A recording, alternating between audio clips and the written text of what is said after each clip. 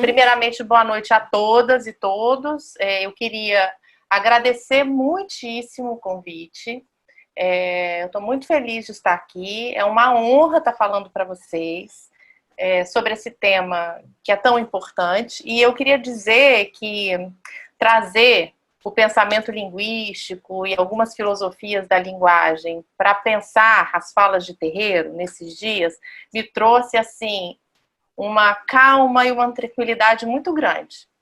E foi uma coincidência, porque eu nem tinha me tocado que era dia do Preto Velho e estava eu aqui completamente envolvida, trazendo esse debate de outra área para pensar essas falas. Então, assim, me trouxe muita felicidade, tranquilidade, sobretudo, que eu acho que é o que a gente tem precisado muito nesses dias de pandemia, quarentenados. Eu tenho 2 crianças pequenas, né? Então isso é difícil, às vezes, a gente, né, conseguir o equilíbrio, né, estando em casa tanto tempo. E me despertou também uma curiosidade e um desejo muito grande de entender melhor essas falas de terreiro. Dos Exus, dos Pretos Velhos, das Pombagiras, dos ciganos, né? Eu assim, num levantamento rápido, eu vi que tem muitos estudos, não muitos, mas tem estudos sobre a Umbanda, sobre as religiões de matriz africana, mas eu quase não encontrei, aliás, eu não encontrei estudos que falem, né, nessa área da linguística, né, estudos que falem especificamente sobre essas falas de terreiro, né? Então isso me despertou uma curiosidade muito grande de tentar entender isso melhor, até porque essas falas, elas são verdadeiras preciosidades.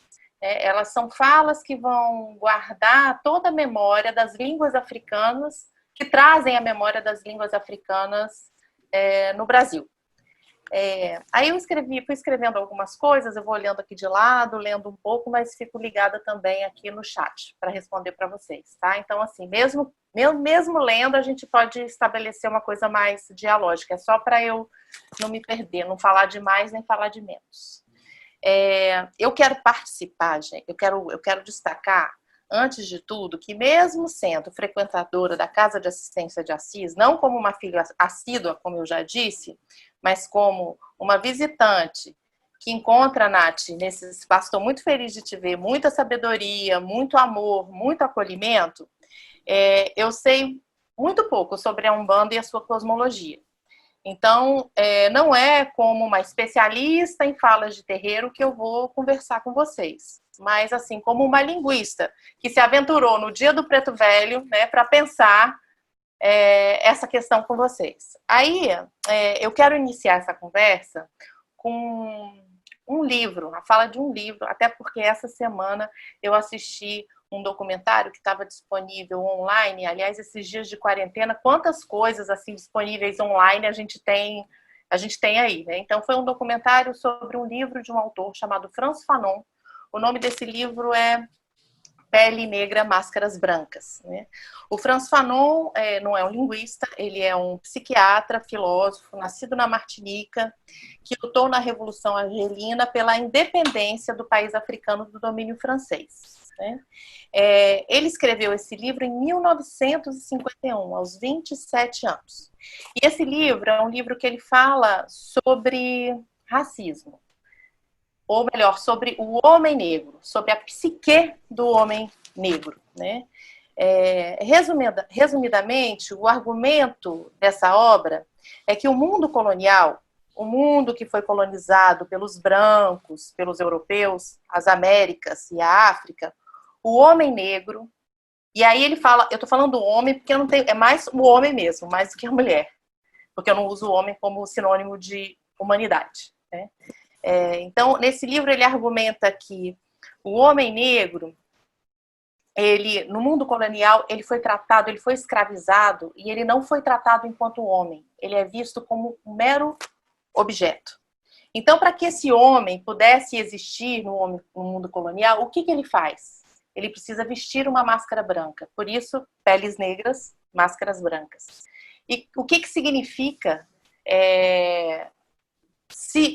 vestir uma máscara branca, essa metáfora que ele utiliza no livro, é se comportar como um branco. E se comportar como um branco é falar como um branco. Vocês, por acaso, conhecem esse livro? Eu estou falando aqui, ele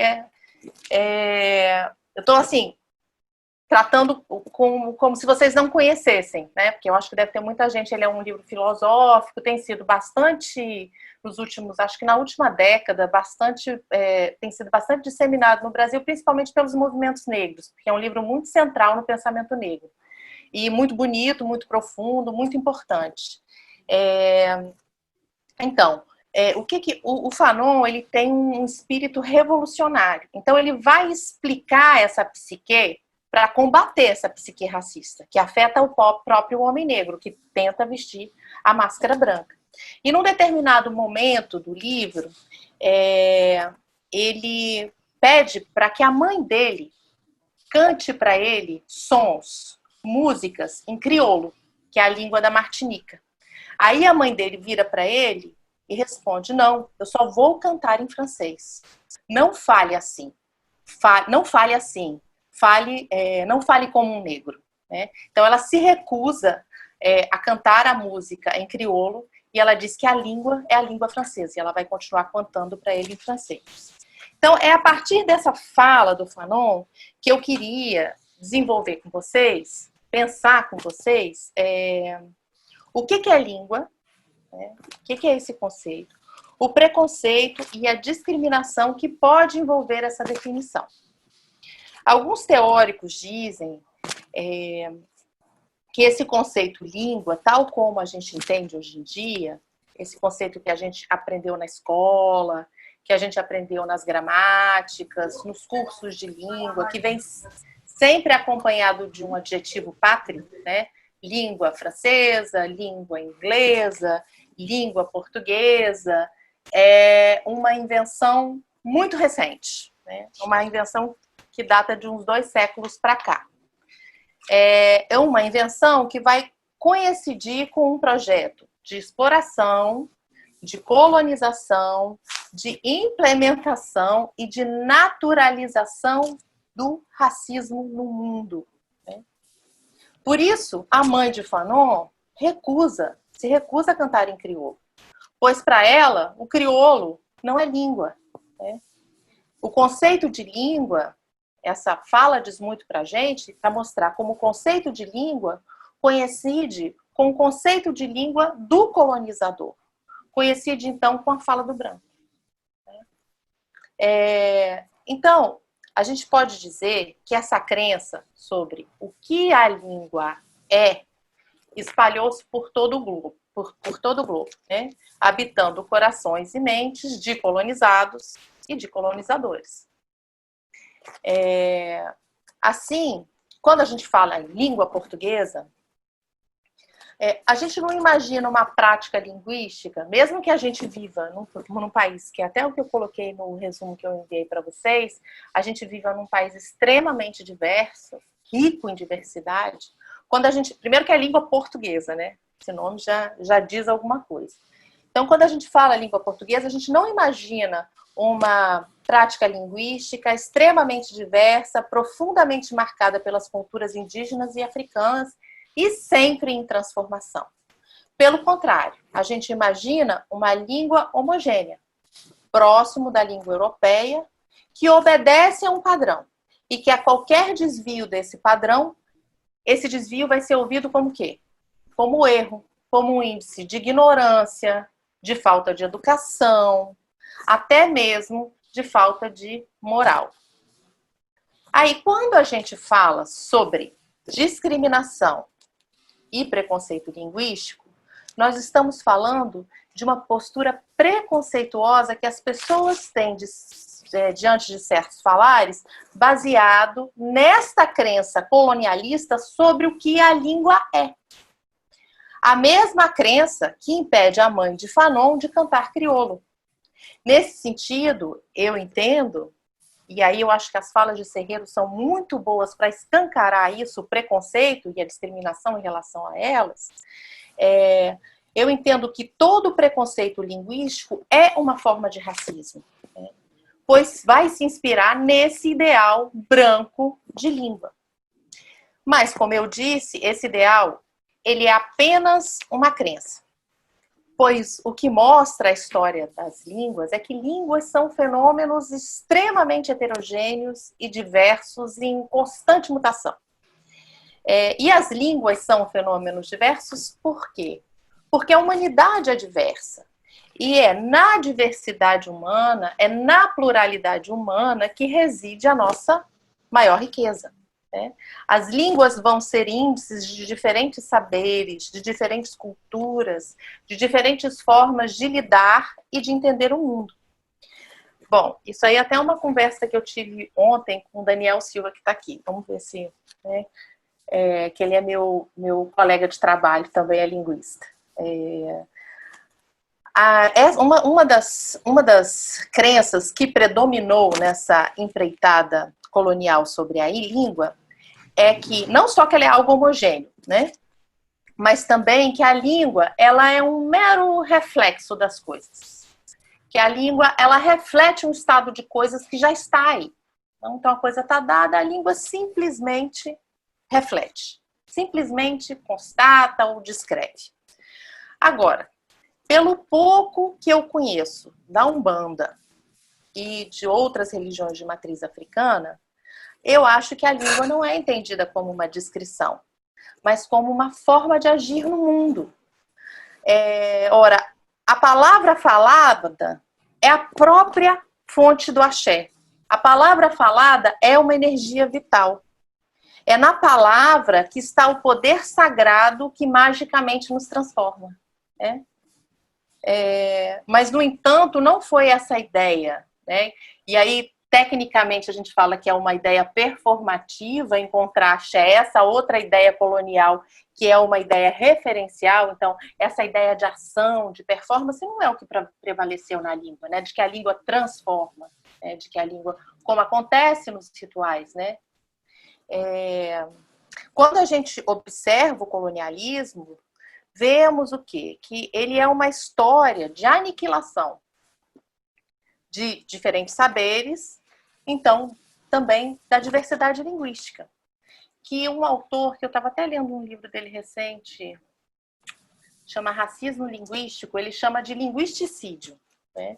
Que seria uma aniquilação não só da língua, mas das visões de mundo que aquela língua traz. Pensando que a língua age, né, seria uma aniquilação das visões de mundo que aquela língua faz. Né? Então, uma forma de fazer esse linguisticídio colonial funcionar é tratar todas as diferenças linguísticas como desigualdade. Né? Os falares dos grupos minoritários, negros e negras, pessoas não escolarizadas, pessoas pobres, vão ser sempre tratados ou ouvidos como um desvio, como um erro que precisa ser corrigido. Aí eu lembrei de um outro autor que eu gosto bastante, que eu li há muito tempo atrás, chamado Kinner, que ele diz assim, ó, uma variedade linguística, e variedade linguística é a forma de falar de um determinado grupo social.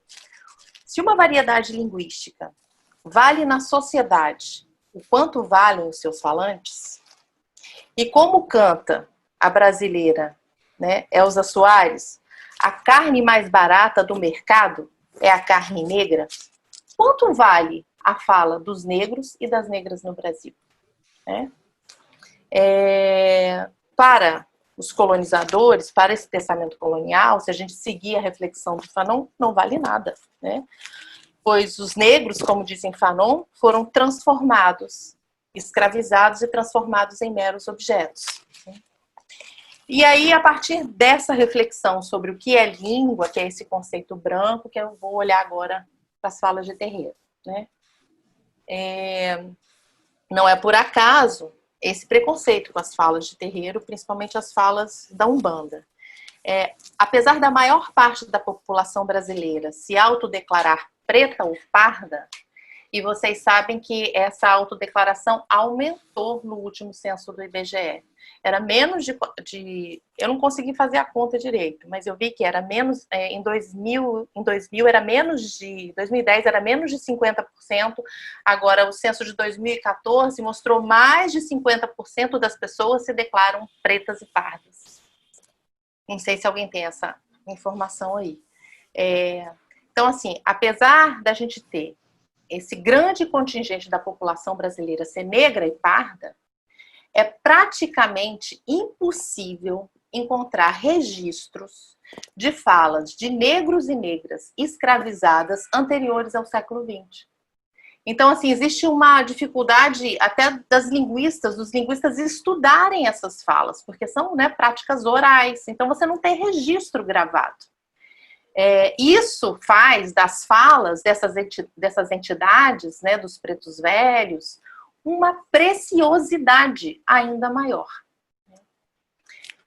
No entanto, isso foi uma coisa que eu estava conversei com o Bruno, meu companheiro que está aí também, eu acho, Bruno, e conversei com o Caio, que é o dirigente do meu terreiro, que ele não pôde estar aqui hoje, né? Que ele me disse que esse é um preconceito que existe, inclusive, no espiritismo, né? Olha, eu não estou querendo dizer que Kardec ou o espiritismo sejam, é isso que eu estou querendo dizer, né? Que eles são racistas, mas eu estou dizendo que em rituais de casas espíritas o racismo e o preconceito, eles acontecem, né? Porque me parece que muitas vezes as falas dos pretos velhos, elas são interditadas nessas sessões kardecistas, né? Porque elas são consideradas uma fala não padrão, que elas estão fora de um padrão, né? Então a gente deveria se perguntar, está fora de que padrão? Né? De um padrão branco, de um padrão europeu. Então, os médios, muitas vezes, eles são interditados a incorporar os pretos velhos pela forma como os pretos velhos falam, né? E aí eu acho que é curioso que no kardecismo, né, você tem, por exemplo, espíritos estrangeiros de grandes trabalhadores, né, como o Dr. Fritz, a irmã Sheila, que também não falam português, quer dizer, falam português arrastado, como estrangeiros, né, mas ninguém interdita a fala deles, né? Então, o que isso quer dizer? Né, que há um contínuo controle a quem tem direito à palavra, quem tem a palavra, quem pode falar, né? Quem pode falar em lugares de prestígio. Então há um controle dos corpos, há um controle de quem fala, né? Se a sua fala vai trazer índices de um certo pertencimento social, você não vai ser sequer ouvido, como é o caso desse exemplo dos pretos velhos em sessões espíritas, né? Outra coisa que eu achei curiosa também é que ontem eu recebi várias mensagens assim de preto velho, né? Porque foi o dia dele, e as mensagens elas são muito higienizadas. É como se importasse só o conteúdo, mas a forma não. Como se essas coisas se separassem, né? Quando a gente estuda a língua, uma das coisas que a gente estuda de saída é que forma e conteúdo não se misturam. Se você muda a forma, você muda o conteúdo, né? Então eu recebi várias mensagens de preto velhos, mas assim, num português que não é o português do preto velho. Então é como se houvesse uma necessidade sempre de limpar, né, essa fala para que as pessoas pudessem escutar a sabedoria, né, que está ali presente. Outra coisa que eu tô quase finalizando, aí vou abrir para conversa, tá? Outra coisa que eu queria destacar dessa preciosidade, que eu até coloquei no título, né, que vocês mandaram no flyer. Poxa, Michê vai ter o retorno, assim, com muitos de alegria. Não sei se eu falei direito, mas, enfim. Essa partícula, eu estava lendo umas sociolinguistas que estudam isso, né?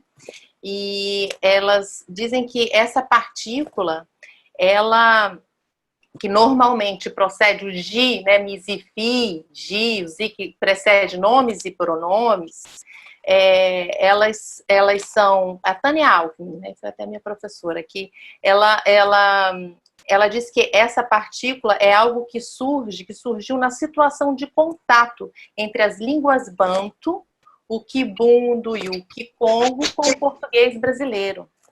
E isso, gente, não tem registro dessa representação em nenhuma fonte literária. Nesse caso, a fonte é a oralidade do Preto Velho. O Preto Velho é o livro que registra essa memória das línguas africanas no Brasil, né? Então, a gente, quando, assim, na cultura europeia, se tem uma ideia de que a memória são os livros. A gente pode pensar essas entidades, o Preto Velho como um livro que carrega essa memória, que carrega essa história que foi violentamente apagada, né? E aí, só para finalizar, eu acho que essa resistência heróica, tão sábia, tão humilde e paciente, não está apenas na imagem do corpo curvado do Preto Velho, com seu rosário, seu cachimbo e seu cajado. Essa resistência está também na sua forma de falar. Os Pretos Velhos são verdadeiros livros que dão vida às línguas e aos saberes da África, fazendo do nosso passado violentamente apagado o nosso presente. Então, era isso, gente, que eu tinha para falar com vocês.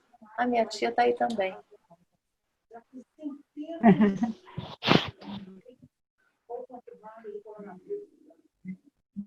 Se vocês... Deixa eu ver aqui. Agora, eu vou seguindo aqui para ver se tem alguma pergunta, não é? Mas não tem nenhuma pergunta, não. Alguém quer colocar alguma questão? Então, Adriana, nós vamos terminar esse primeiro tempo. Acho que faltam 2 minutinhos, 3 minutinhos no máximo. E aí a gente retorna no próximo link com as perguntas, as colocações. Pode ser? Pode. Então, eu já tenho algumas aqui. Na verdade, vamos ter que entrar novamente no mesmo link. Ah, tá. Então não é nem dar um intervalo, é só entrar novamente. É só entrar novamente. Tá bom. Entendeu? É só o tempo. Porque acho que falta... deixa eu ver aí, eu tô que tá na administração, falta quanto tempo? Para mim não tá aparecendo. 3 minutos. 3 minutos? Isso. 3h30. Tá.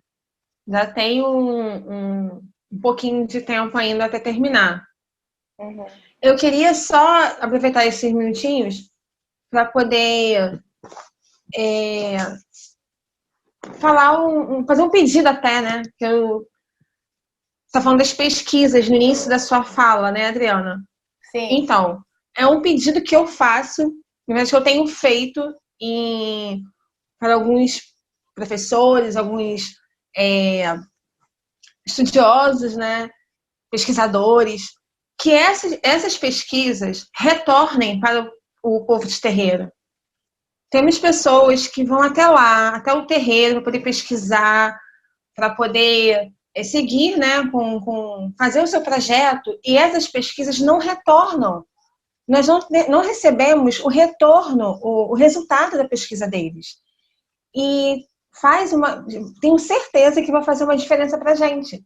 Porque o olhar do pesquisador é diferente de um médico que está no terreiro no dia a dia. E essa troca precisa acontecer. O povo acadêmico também precisa chegar junto com o povo de terreiro. E vice-versa. Entendeu? É até um pedido que eu faço, que eu tenho feito, na verdade, em alguns encontros lá no terreiro há pouco tempo, antes da pandemia, encontro com alguns acadêmicos, na verdade, e que foi conversar um pouquinho sobre o seu projeto. E isso foi muito bacana. Inclusive, na época de Cosme e Damião, a gente tinha feito esqueci o nome agora, eu vou lembrar. A gente fez uma pesquisa maravilhosa sobre a data de 27 de setembro. E assim, eu falei, gente, como é que não voltou isso pra gente antes? Eu falo pra ele, como assim?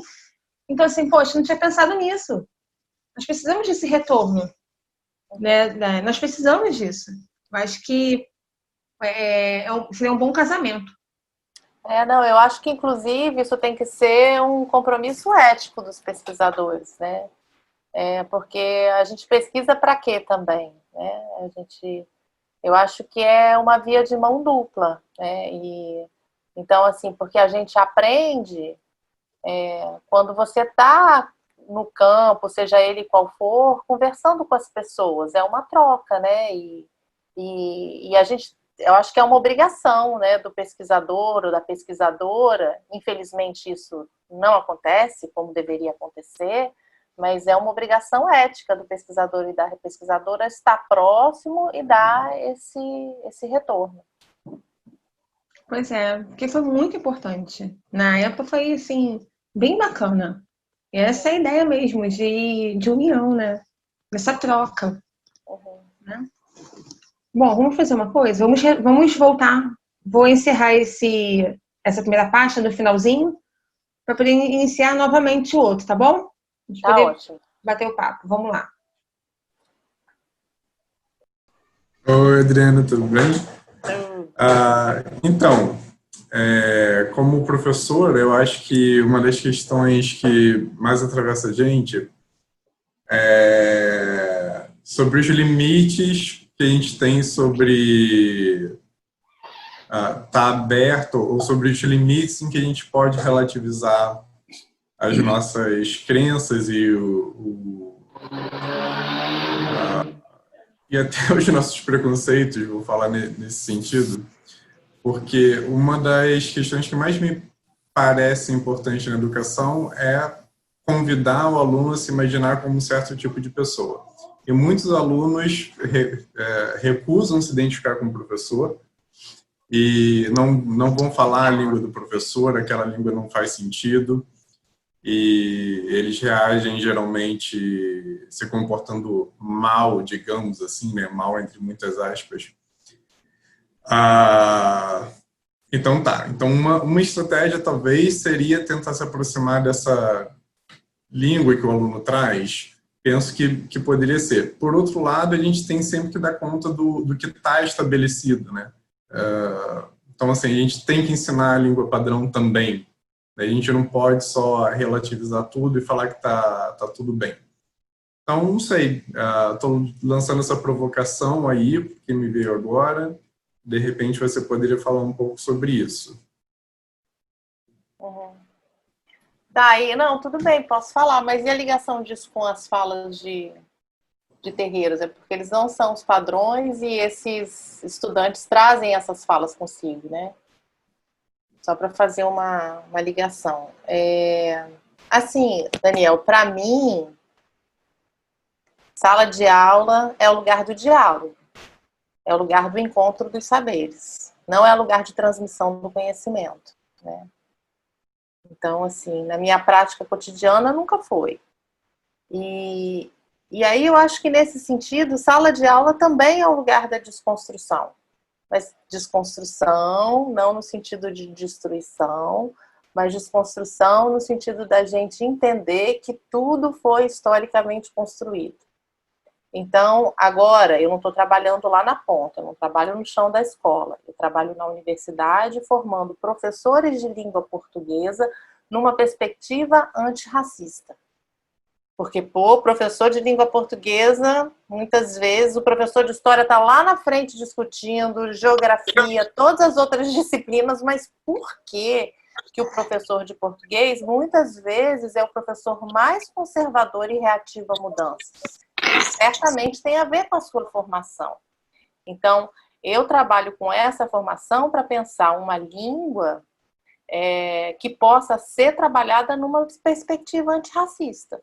E isso certamente passa pela desconstrução e a desnaturalização daquilo que nós fomos desde pequenininhos acostumados a entender. Meu filho fala isso aqui em casa, né? Muito engraçado, vou já falar um comentário que ele usa normalmente, que nós somos acostumados a entender como língua padrão, como se fosse algo natural, algo dado, né? E mais, a gente também pensa a diversidade como erro, né? Então, eu acho que levar isso para a sala de aula é um lugar maravilhoso, porque a sala de aula é um lugar de desconstruir. Deixa eu levantar uma questão também. A língua dos pretos velhos, e aí vou falar como terreiro, como povo de terreiro, há uma dificuldade até de compreensão da sua mensagem. Então,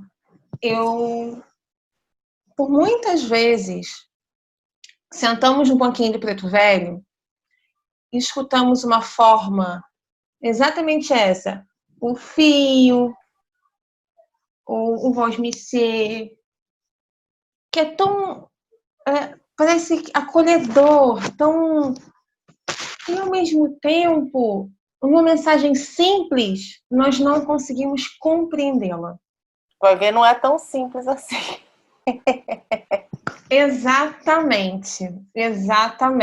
E aí, é exatamente isso que eu quero levantar. Nós temos o costume de falar que os pretos velhos são simples, né? Como você falou na sua fala inicial, na verdade, curvados. Eles têm esse arquétipo de acolhedor, de psicólogo, de sentar aqui, ó, vem cá, vamos conversar, né? E a gente muitas vezes levantamos dali, caramba, o que será que ele quis dizer? Nossa cultura? Será que realmente eu estou no valor a essa linguagem? Eu estou com essa carcaça em cima de mim ainda, com os meus ouvidos tampados de poder ouvi-la?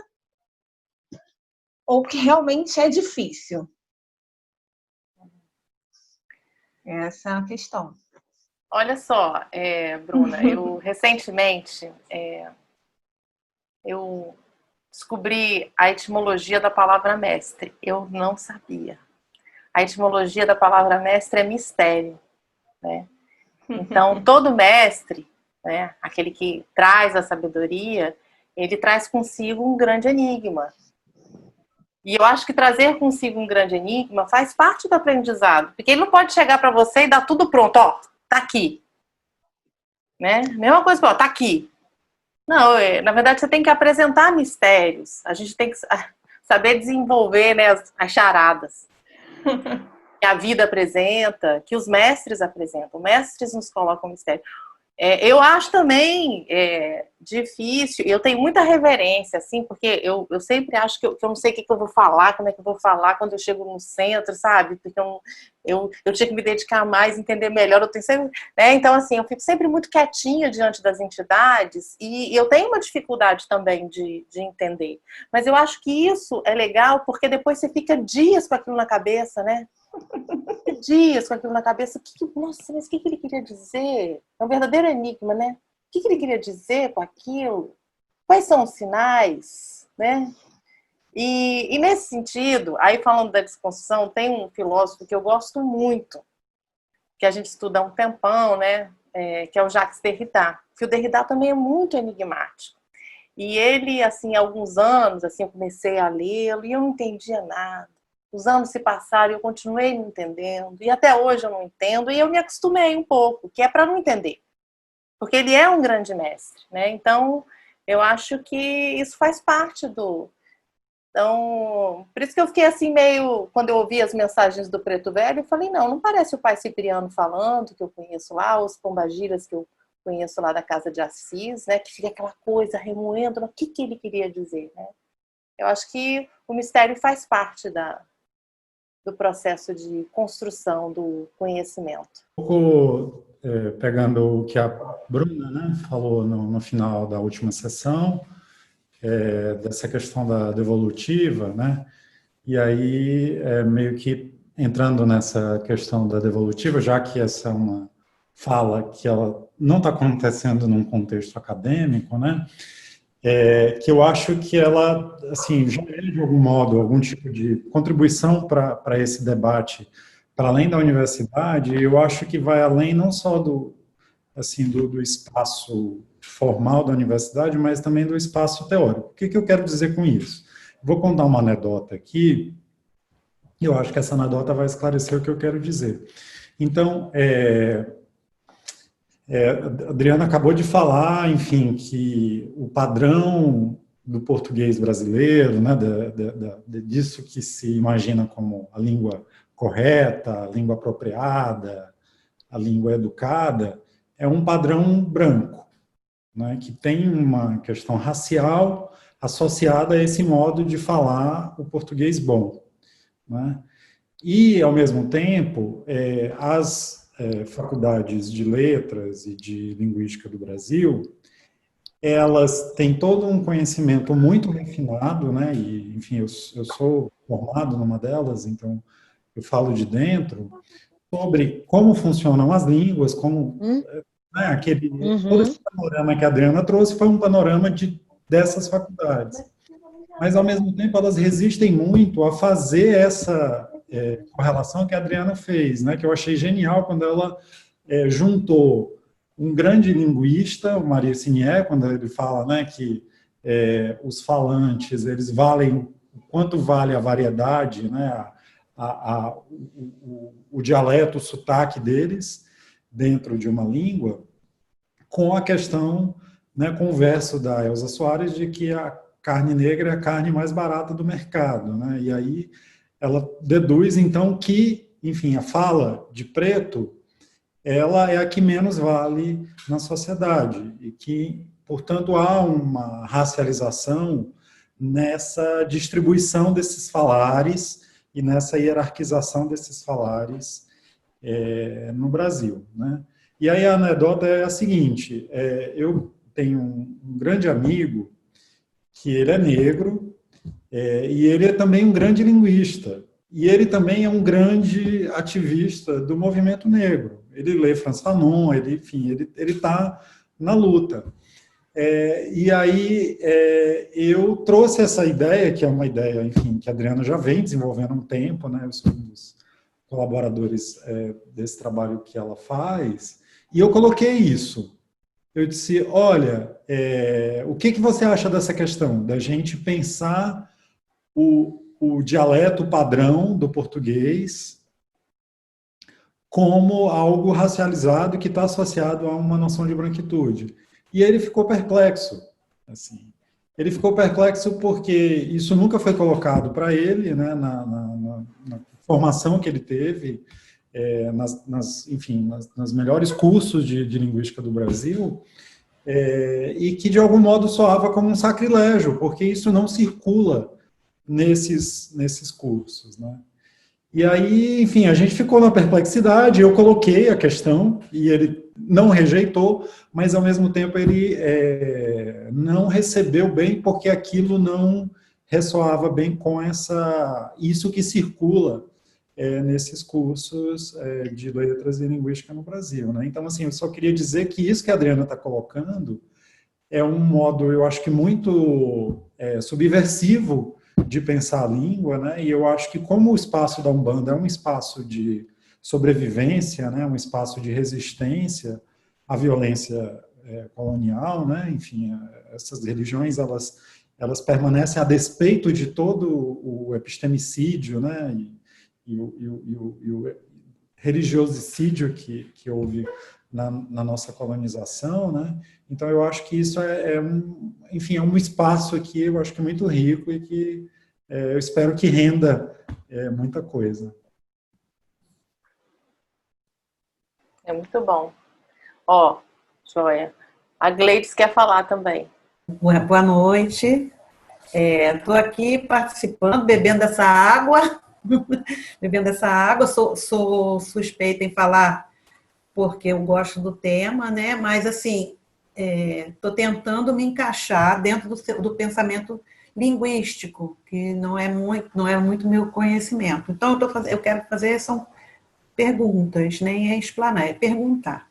Primeiro, o que é uma língua viva?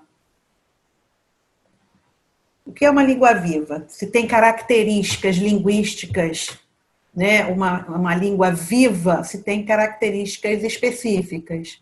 E depois, entrando no nosso tema, será que essa linguagem do preto velho, que é colocada nos terreiros, transmitida, muitas das vezes, inclusive, até chacoteada de uma certa forma, olhada com um certo preconceito, será que ela é considerada também um ponto de resistência de se manter essa linguagem? Ela é considerada uma língua viva? Então, primeiro eu queria saber isso. O que é língua viva? Uma língua viva pode ser considerado como língua viva, se tem características, né, específicas para a gente poder identificar.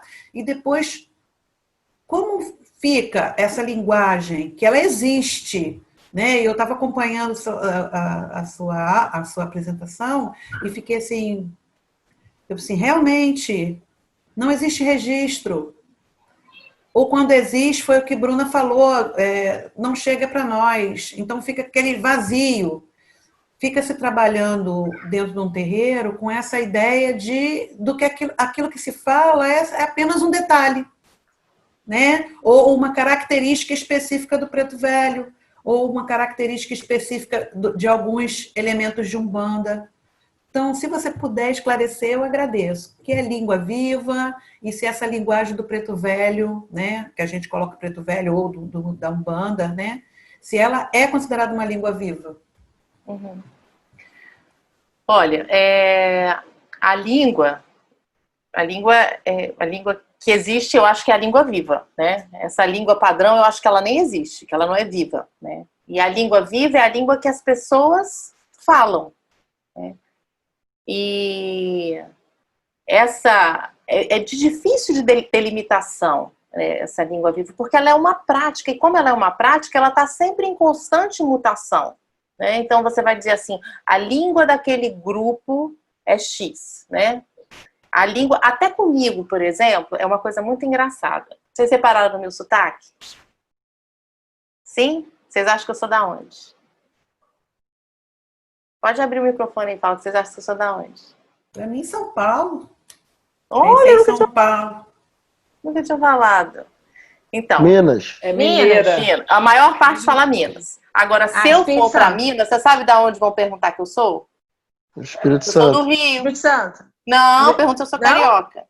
Ah, Só que eu não sou nem de Minas, nem do Rio. Eu sou de Brasília. Então, por que eu fiz essa brincadeira? Porque até para a gente delimitar, né, quais são as características de uma determinada língua, isso é difícil. Depende do lugar onde você está falando, depende de quem é você, de como você está analisando. E se você é um falante, também depende da sua história. Porque não necessariamente todos os, por exemplo, os cariocas vão falar da mesma maneira, né? Mas quem está de fora acha que é tudo igual, né?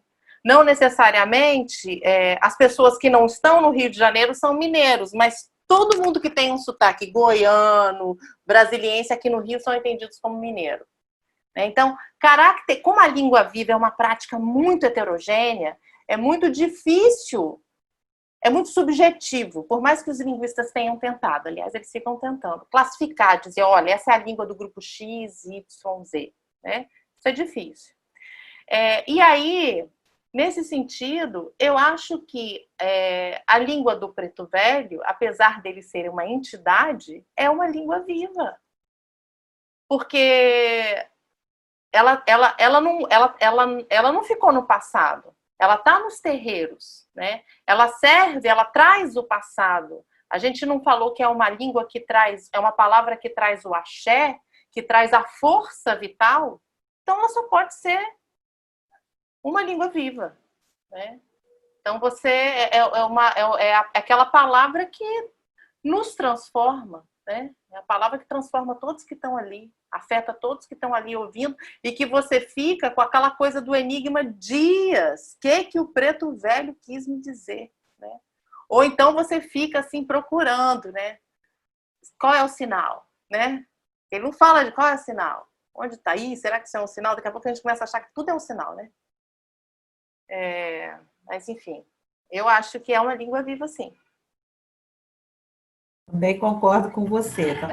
Estava pensando a mesma coisa, mas é claro que a falta de registro, infelizmente, por conta dessa sociedade, né, dessa cultura branca, entre aspas, branca, né, em que o padrão é a língua portuguesa culta, fica meio difícil da gente especificar essa linguagem como viva, até porque ela fica restrita em alguns lugares, né? Uhum. Mas, assim, concordo também com você, gostei da resposta. Me atendeu. Tá bom. Tem umas perguntas aqui também, ó. Eu queria saber como a gente pode tornar essa fala assim dos pretos velhos mais relevante na sociedade atual, assim, para tentar de um jeito individual, né, tentar mudar esse contexto. A pergunta é essa.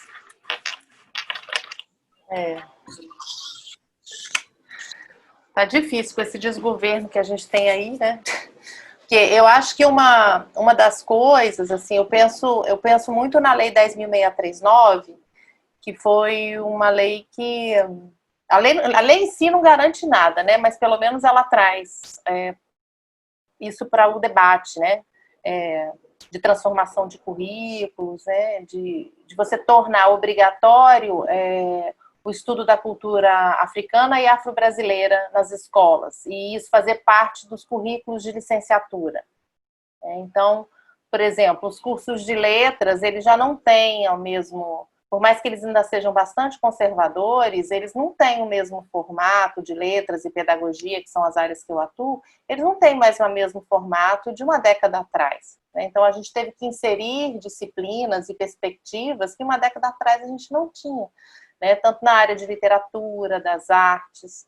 E aí, nesse sentido, a gente pode pensar numa valorização da cultura afro-brasileira, dessas religiões, das falas dos pretos velhos, né, que vão ter que ser tratadas. Então, você não vai poder tratar a língua como língua errada, né, mas você vai tratar da diversidade. Então, assim, como formadora, né, como professora, eu acho que a escola pode ser um caminho de valorização da fala dos pretos velhos, fora todas as outras políticas que a gente tem que ter, né, de ação afirmativa, de garantia de direitos, né, de combate ao racismo, né, porque o preconceito linguístico, a fala do preto velho é uma forma de racismo, né, e como é que a gente combate racismo? Com política, né, com política pública. É uma língua extremamente diversa, né, mas muitas vezes ela, na maior parte das vezes, não é assim que ela é imaginada, né? Quando a gente pensa na forma como as pessoas são corrigidas, né? Sempre pensar numa língua padrão, numa língua homogênea. Ao invés de a gente valorizar a diversidade enquanto uma riqueza, a gente olha para a diversidade como sinônimo de desigualdade. Né? Tanto é que eu acho que, por exemplo, quando a gente fala em termos de cultura, é muito mais aceito a gente falar com a diversidade de culturas, de multiculturalismo, do que a gente falar de diversidade linguística no Brasil. Porque a diferença, ela é necessariamente tratada como erro, como desvio, né? E mesmo nos estudos, não sei se o Daniel já foi embora, mas assim, ele sabe falar bem isso. Os estudos da sociolinguística no Brasil, você teve duas vertentes, né? Quando a gente estuda o português brasileiro. A primeira vertente, que enfatiza a presença das línguas africanas e das línguas indígenas, e por isso o nosso português seria absolutamente diferente do português de Portugal. E uma outra vertente, que foi a que prevaleceu, de que a nossa língua brasileira se afastou tanto das línguas africanas, tanto das línguas indígenas, que ela estaria muito mais próxima do português de Portugal. Foi essa segunda vertente da sociolinguística que prevaleceu, entende? Então, mesmo que a gente tenha esse reconhecimento, a gente tenha esse entendimento, nem na universidade, entendeu? Nem nas escolas, a gente tem uma valorização da diversidade linguística. Eu acho que a gente tem mais uma valorização, é mais aceitável a valorização da diversidade cultural, né? Mesmo com todos os problemas, né? Do que a valorização da diversidade linguística. Essa é mais difícil. Assim, eles ainda têm uma visão meio que eurocêntrica das coisas ainda, né? Tentam implantar o eurocentrismo aqui de qualquer jeito, né? Uhum. Ah, sim. Isso é uma visão europeia, né? Que é o que eu falei ao longo da minha apresentação. Por isso que eu trouxe o Fanon, né? Que é uma visão branca, europeia do que seja a língua. Adriana, Hum. nós estamos para os 10 minutos finais já, né? Passou muito rápido. E eu queria também fazer uma colocação, até mesmo para repensar, né? Quando houve essa construção do rezo, não reza, rezo dos 31 dias, foi para pensar mesmo nessa raiz africana. Esse rezo veio de um preto velho. E eu quis deixar exatamente essa palavra. E aí eu fui questionada algumas vezes, mas não é reza? Eu falei, não, é rezo. É rezo do preto velho. E aí o que acontece? Dentro do terreiro, você falou ainda há pouco a respeito da... bom, agora fugiu. Mas até as nossas rezas, as nossas orações, a nossa raiz africana está muito longe. A nossa raiz africana, ela está muito longe, e apesar de estar tão perto. E aí, a nossa Umbanda está muito branca. Ela precisa ficar mais negra. Mesmo porque nós temos um povo negro muito presente, com muita sabedoria, e que falamos tanto sobre eles, gostamos tanto, amamos tanto, e nós não conseguimos fazer uma oração onde essa oração tenha a linguagem do preto velho. E aí fica um questionamento. Será que nas minhas orações, o meu preto velho, vamos colocar assim, o preto velho, não falaria, não iria trazer à tona a sua real linguagem, a sua linguagem real, a sua maneira de falar? Será que os médios também não estão deixando acontecer bloqueando essa raiz africana, essa linguagem, de alguma maneira? Fica um questionamento. Se alguém quiser poder falar, por que eu lembrei disso? Porque foi falado sobre espiritismo, sobre a questão do Kardec. E aí nós temos o livro Evangelho segundo o Espiritismo. Lemos, sim, mas por não termos o registro dessas sabedorias dos pretos velhos, fica muito mais difícil da gente ter algo que a gente possa seguir. E a oralidade, ela precisa também ser registrada. E eu falo agora como médium. Pensar como médium, aonde eu estou mexendo ou aonde eu não estou me permitindo que essa linguagem do preto velho, do mestre, vamos colocar assim, com tantos enigmas, não cheguem até mim. Adriana Lopes, muito obrigada. Foi assim, gratidão, gratidão mesmo. Vamos lá compartilhar no Facebook, gente. Vamos discutir mais sobre isso. Vamos viver essa nossa raiz ancestral, essa raiz africana. Vamos terminar com o nosso aí, ó. Nosso irmão, meu filho lindo. Abel, é contigo. Um beijo grande a todos, gente. Ai.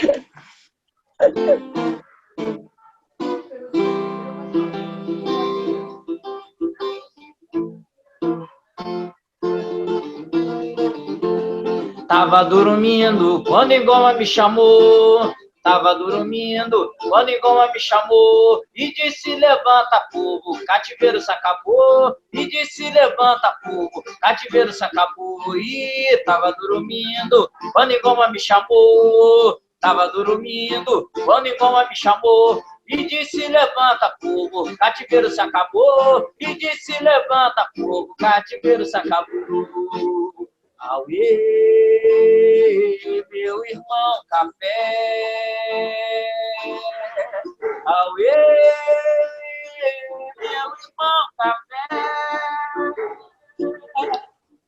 Usados, moídos, pilados, vendidos, trocados, estamos de pé. Olha nós aí, meu irmão café. Desmusados, moídos, pilados, vendidos, trocados, estamos de pé. Olha nós aí, meu irmão café. Papo pegou na Paraíba e chora aí. Passa dele na Madureira e chora aí. Papo pegou piuí, papo pegou na Paraíba e chora aí. Chora aí, mamãe. Passa dele na Madureira e chora aí. Diz oire.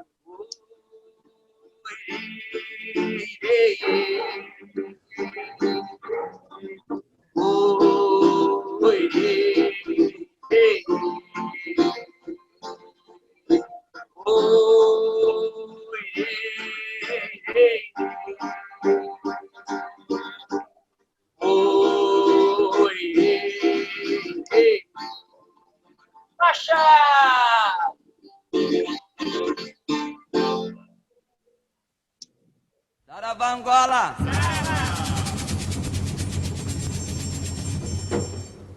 Que viva Angola, é.